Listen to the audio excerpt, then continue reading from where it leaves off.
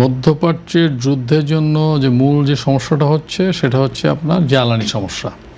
এই জ্বালানি নিয়ে সবাই একটা জায়গায় নাই।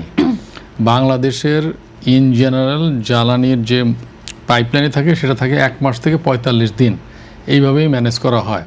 যেটা জাপানের আছে 6 মাস, যেটা ইন্ডিয়া নিজস্ব অনেকগুলো রিফাইনারি আছে। দেখেন এই হলো কঠিন সময়ে কিন্তু ইন্ডিয়া সরকারি বেসরকারি সব মিলে তো নির্দিষ্ট দেশের।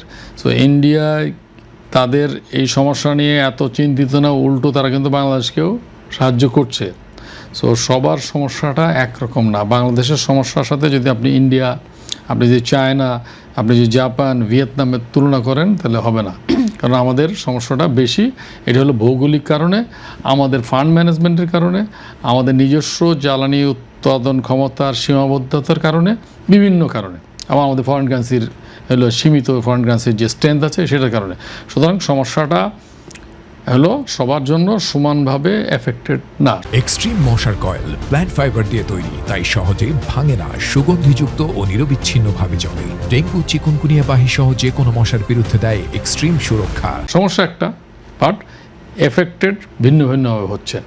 আর আমরা যেহেতু একটি মাত্র ইন্ডাস্ট্রির উপর বেশি মাত্রায় নির্ভরশীল, যেটা হলো পোশাক শিল্প, সো আমাদেরকে সময় মতো উৎপাদন করতে হয়, সময় মতো শিপমেন্ট করতে হয়, নাহলে কিন্তু আমরা পরবর্তী অর্ডারগুলো পাই না।